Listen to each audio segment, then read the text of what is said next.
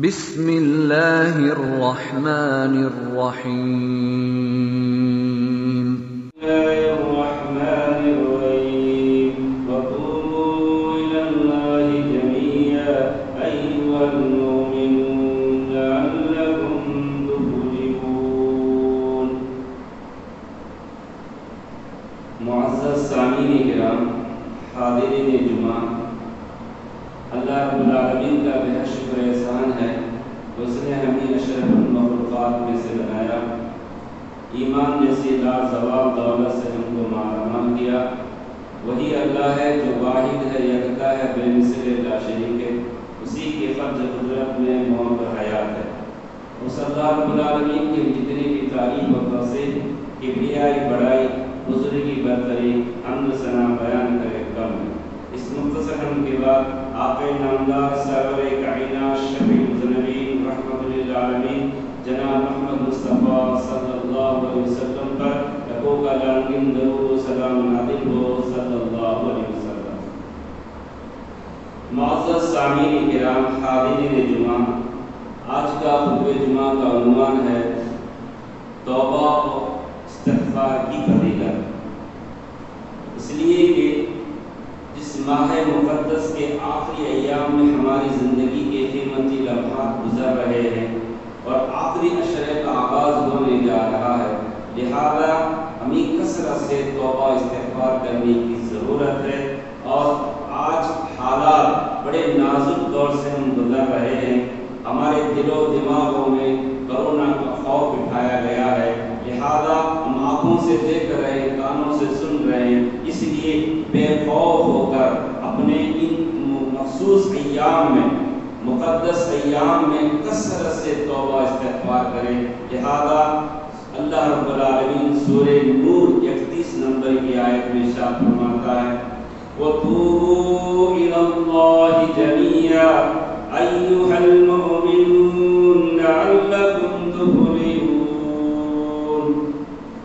اے مومنو، تم سب کے سب اللہ کے دربار میں توبہ کرو تاکہ تم کامیاب ہو جاؤ۔ یہاں مومنوں سے بھی خطاب ہے۔ بعض مقامات میں اللہ رب العالمین نے الناس سے خطاب کیا ہے، تو لہذا ان مخصوص ایام میں چند دن ایام باقی ہیں، لہذا جو ایام گزر گئے، آنے والے ایام کی اہمیت کو سمجھتے ہوئے کثرت سے توبہ استغفار کریں۔ اور اللہ کے نبی صلی اللہ علیہ وسلم کی جامع حدیث رواہ ترمذی کی ہے کل بنی آدم خطاء وخیر الخطائین توابون۔ اللہ کے نبی کہہ رہے ہیں ہر بنی آدم جو خطا کار ہے، مگر ان میں بہترین خطا کار ہے جو تواب یعنی توبہ کرتا ہے۔ ایسے گنہگاروں کو اللہ رب العالمین پسند کرتا ہے کہ گناہ ہونے کے بعد، غلطی ہونے کے بعد اللہ کے دربار میں آ کر توبہ و استغفار کرتا ہے۔ تو محترم سامعین، ایسے 3 واقعات بڑے مشہور و معروف ہیں نبی کریم صلی اللہ علیہ وسلم کے زمانے میں، جس میں 2 خواتین ہیں، ایک مرد ہے۔ تفصیل میں جانے کا وقت نہیں ہے۔ ان تینوں سے ایسی غلطی کی سرزد ہوئی جس کو ہم معاشرے کے اندر زنا کہتے ہیں۔ جن تینوں نے بھی جیسے ہی غلطی کی احساس ہوا، اللہ کے نبی صلی اللہ علیہ وسلم کے دربار میں آ کر پاک کرنے کا اظہار کیا۔ اللہ کے نبی ہم کو پاک کیجیے، پاک کیجیے۔ اللہ کے نبی نے کہا جاؤ جی اللہ کے دربار میں توبہ استغفار کرو۔ مگر تینوں نے دنیا کی سزا، دنیا میں پاک ہونا گوارا کیا اللہ کے دربار کی سزا سے، وہاں کی پکڑ سے، وہاں کی سخت سزا سے دنیا ہی میں انہوں نے اپنی غلطی کو مانا اور پاک کیا۔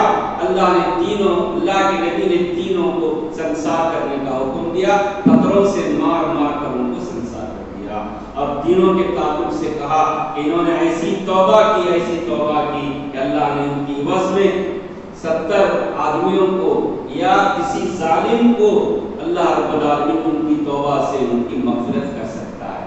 بس تمام خلاصہ کلام یہ ہے کہ اللہ رب العالمین توبہ استغفار کرنے والوں کو بہت پسند کرتا ہے۔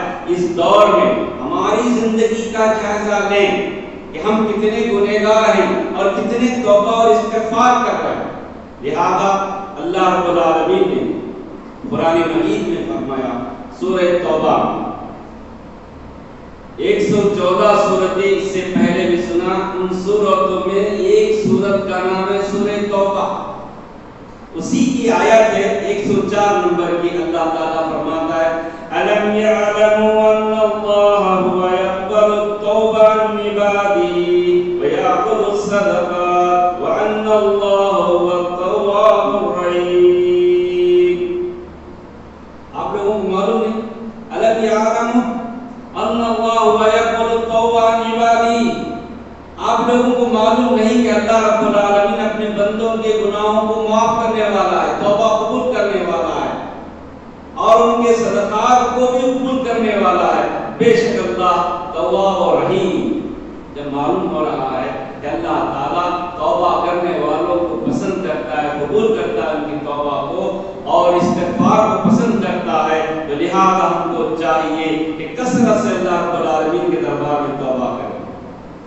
صرف اللہ کے نبی صلی اللہ علیہ وسلم نے کہا کہ توبہ استغفار تمام انبیاء کرام، اللہ رب العالمین اللہ نے کہا ہے کہ توبہ صرف انبیاء کرام کا ہی شیوا نہیں ہے۔ حضرت آدم علیہ السلام سے لے کر جتنے انبیاء دنیا میں آئے، جتنے نبی دنیا میں آئے، جیسے حضرت آدم علیہ السلام، حضرت نوح علیہ السلام، حضرت موسیٰ علیہ السلام، حضرت داؤد علیہ السلام، حضرت یونس علیہ السلام، تمام انبیاء کرام نے اللہ کے دربار میں توبہ استغفار کثرت سے کیا ہے۔ خود اللہ کے نبی صلی اللہ علیہ وسلم کی سیرت ہمارے لیے نمونہ ہے، آئیڈیل ہے۔ خود اللہ کے نبی صلی اللہ علیہ وسلم کہتے ہیں آئے لوگو تم اپنے رب سے توبہ کرو، واللہ اللہ کی قسم میں ایک دن میں 100 سے زیادہ مرتبہ توبہ کرتا ہوں۔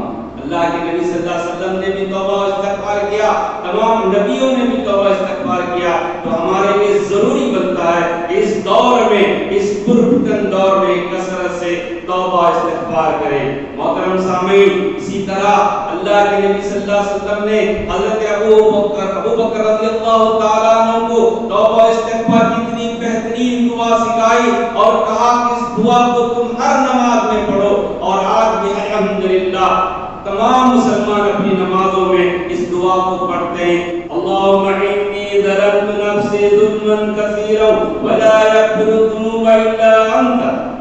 اسی طرح اللہ رب العالمین نے سورہ نساء میں کہا جو شخص کوئی برائی کر لے یا اپنی جان پر ظلم کر لے پھر اللہ سے معافی طلب کر لے تو اللہ کو انتہائی بخشنے والا مہربان پائے گا۔ لہذا ہم تمام کو چاہیے ان آیات میں، ان واقعات سے یہ سبق حاصل کرنا ہے کہ اللہ رب العالمین توبہ استغفار کرنے والوں کو پسند کرتا ہے۔ اسی طرح اللہ رب العالمین سورہ بقرہ 222 نمبر کی آیت میں ارشاد فرماتا ہے ان اللہ یحب التوابین ویحب المتطہرین۔ اللہ تعالیٰ توبہ کرنے والوں کو پسند کرتا ہے اور پاک صاف رہنے والوں کو پسند کرتا ہے۔ محترم سامعین کرام، آج ہماری زندگی کا جائزہ لے کہ ہم کتنا پاک صاف رہتے ہیں، کتنا توبہ استغفار کرتے ہیں۔ ہماری زبان گندی، معاشرہ گندا، کپڑے گندے، پوری سوسائٹی گندی، اور اللہ کہہ رہا ہے کہ ہم پاک و صاف رہنے والوں کو پسند کرتے ہیں، توبہ استغفار کرنے والوں کو پسند کرتے ہیں، اور بمشکل ہم دن میں 100 سے زیادہ مرتبہ بھی توبہ استغفار نہیں کر سکتے۔ تو محترم سامعین، اللہ کے نبی صلی اللہ علیہ وسلم نے کہا توبہ استغفار کرنے والوں سے اللہ اتنا خوش ہوتا ہے، اتنا خوش ہوتا ہے۔ وہ مشہور و معروف واقعہ ہے، ایک مسافر اپنی اونٹنی پر کھانا پانی کا انتظام کر کے جنگل میں چلتا ہے، چلتا ہے، چلتا ہے، صحرا میں نکل چکا ہے۔ جب وہ تھک جاتا ہے تو اپنی سواری کو ایک درخت کے نیچے باندھ کر تھوڑی دیر راحت لینے کے لیے لیٹ جاتا ہے۔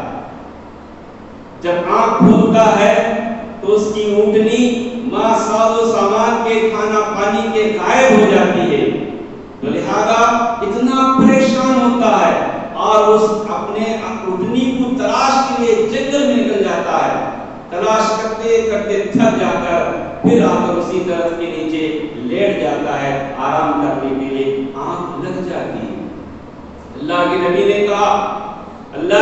نے کہا کہ جب وہ آنکھ لگ گئی، آنکھ کھولتا ہے تو کیا دیکھتا ہے کہ اس کی اونٹنی وہیں پر ماں ساز و سامان کے تیار کھڑی ہے۔ اتنا خوش ہو جاتا ہے، اتنا خوش ہو جاتا ہے، اور اللہ سے کہتا ہے اے اللہ تو میرا بندہ ہے، میں تیرا رب ہوں۔ اللہ خوشی میں اتنا خوش ہو جاتا ہے۔ تو اللہ رب العالمین اس سے بھی زیادہ ان بندے اور بندیوں سے خوش ہوتا ہے جو گناہوں کے بعد توبہ و استغفار کرتے ہیں۔ آج ساری دنیا میں کورونا کی وجہ سے پریشان ہیں، لہذا مسلمانوں اللہ کے دربار میں رو دھو گر گڑاؤ اور کورونا کی وبا سے بچنے کے لیے سارے عالم کے حق میں دعا کیجیے۔ تو محترم سامعین، اسی طرح حضرت نوح علیہ السلام نے کہا اللہ اتنا خوش ہوتا ہے توبہ و استغفار کے بعد۔ حضرت نوح علیہ السلام سورہ نوح میں اللہ کا ارشاد ہے وَقُلْتُ اسْتَغْفِرُوا رَبَّكُمْ إِنَّهُ كَانَ غَفَّارًا يُرْسِلِ السَّمَاءَ عَلَيْكُمْ مِدْرَارًا وَيُمْدِدْكُمْ بِأَمْوَالٍ وَبَنِينَ وَيَجْعَلْ لَكُمْ جَنَّاتٍ وَيَجْعَلْ لَكُمْ أَنْهَارًا۔ حضرت نوح علیہ السلام نے کہا اللہ رب العالمین توبہ و استغفار کرنے والوں کے حق میں خوشحالی لاتا ہے، مال اور اولاد سے نوازتا ہے۔